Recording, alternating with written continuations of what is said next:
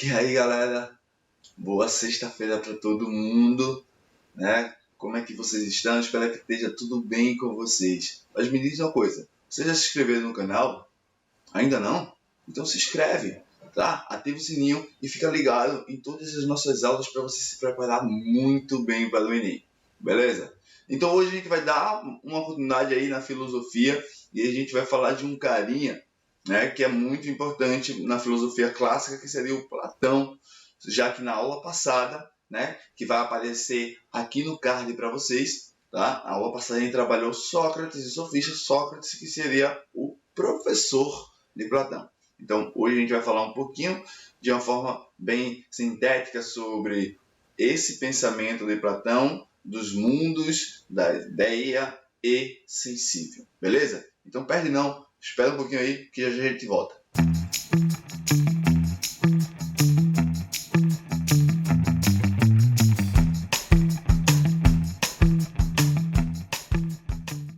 Então, cara, a gente vai falar do Platão, né? Platão, ele vai ser um cara que vai ser muito importante para várias concepções, principalmente porque ele é um dos primeiros que vai me trazer uma teoria do conhecimento, né? Talvez esse seja o grande marco do pensamento platônico, construir uma teoria do conhecimento, coisa que ainda não estava situada, né, na filosofia. Bom, lá, a gente viu o período pré-socrático, né, que é onde eu vou encontrar ali a galera da cosmologia, né? Então, os caras que estão buscando o surgimento da natureza e tal.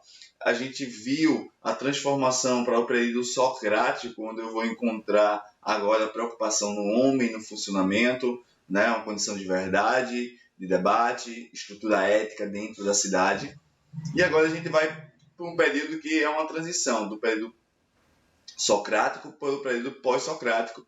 E esse período a gente vai trabalhar como um período de sistematização. Então, o que é que essa galera vai fazer? Essa galera aqui do período sistemático, né, que vai estar ali no período pós-socrático, né, depois de Sócrates, que o Platão ele vem nesse processo, e o Aristóteles, essa galera ela vai reunir tudo que foi produzido na filosofia, né, e vai sistematizar, vai criar um sistema e a partir desse sistema criar sua própria teoria. E é o que o Platão vai fazer, né? Então a gente pode dividir o pensamento platônico em algumas fases. A primeira fase seria aquela fase que é uma continuação, né, do pensamento de Sócrates, que foi o seu mestre, né, e que ele amava de todo ser. Essa parte a gente vai encontrar mais uma leitura do pensamento socrático. Então, os primeiros escritos de Platão a gente encontra mais o pensamento de Sócrates em si do que o pensamento platônico. A segunda fase seria a fase quando ele vai começar a separar e criar sua própria teoria, quando ele vai começar a andar com suas próprias pernas. E aí ele começa a construir a sua própria teoria, até chegar na sua terceira fase, que é a sua independência, né? Onde a gente encontra a sua própria teoria de construção real, né? Então, Platão ele vai dar continuidade ao pensamento socrático e vai criar a sua própria trilha ali, né?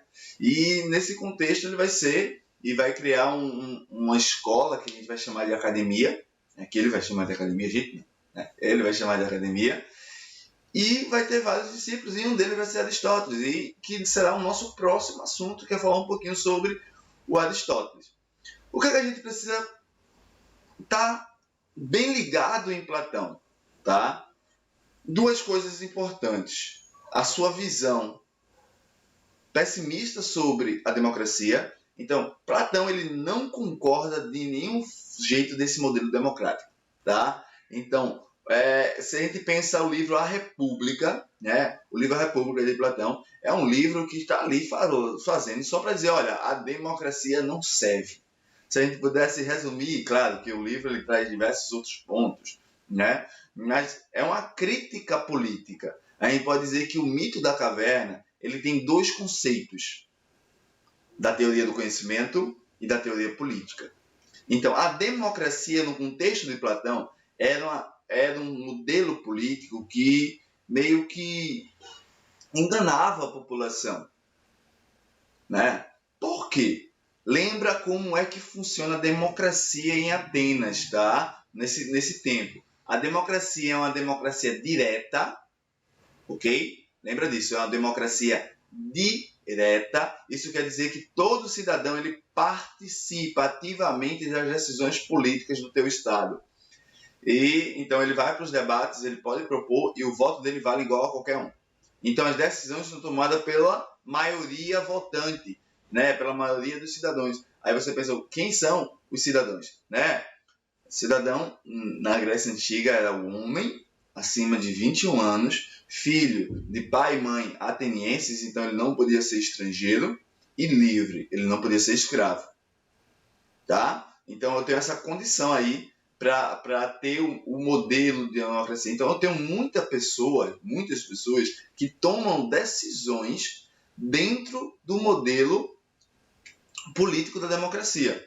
E esse é o grande problema para Platão. Por que esse é o grande problema para Platão? Porque Platão é um cara, né, que ele vem de uma ideia de que a verdade ela não está para todo mundo.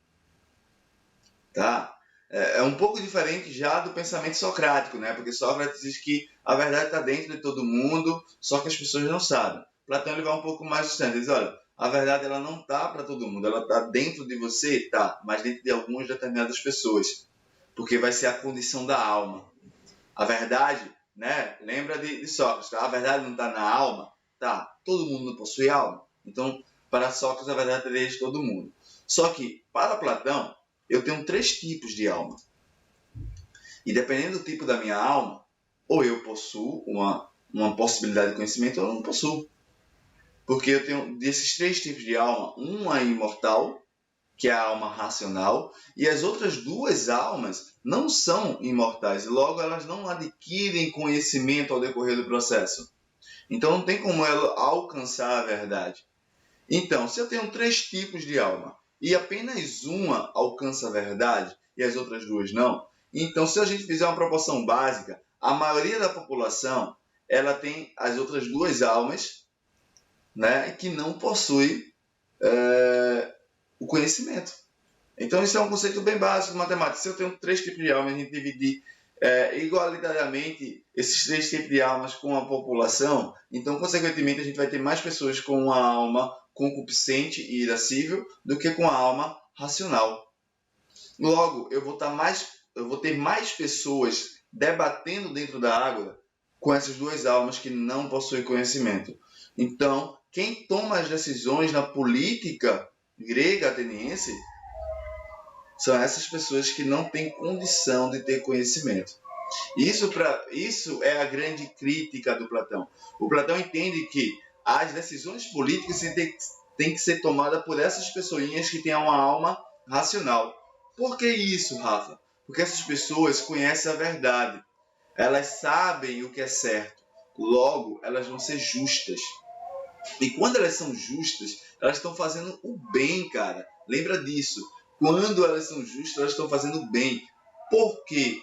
Quando Platão ele busca a verdade, a ideia de o homem tem que alcançar a verdade, ele não está buscando a verdade para ter conhecimento mais que o outro, para ter uma erudição.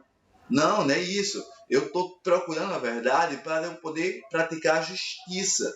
E praticar a justiça, lembra sempre disso, que é a coisa maior que a gente vai encontrar na verdade. É fazer o bem. Então a gente vai ter esse contexto aí dentro do pensamento platônico, tá? Então eu tenho uma determinada quantidade de alma que vai poder alcançar essa verdade. Mas, Rafa, onde é que está essa verdade para Platão? Então, aí que a gente vai falar de uma coisinha que é muito, muito, muito legal, que é a dualidade platônica.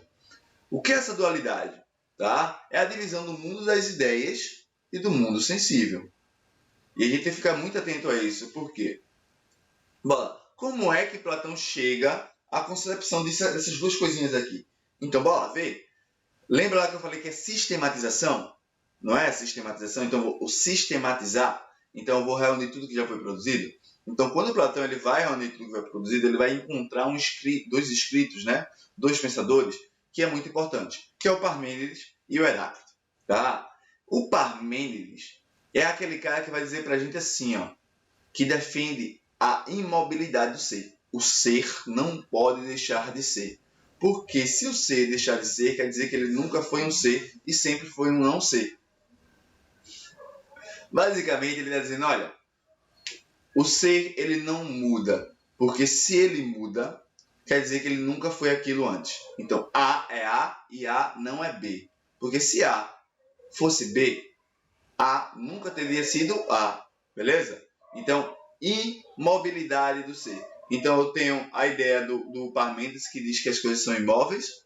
E eu vou ter o Heráclito. O Heráclito é aquela galera do movimento, né? Heráclito é o cara que fala do movimento, sobre as coisas que passam, né? E mudam.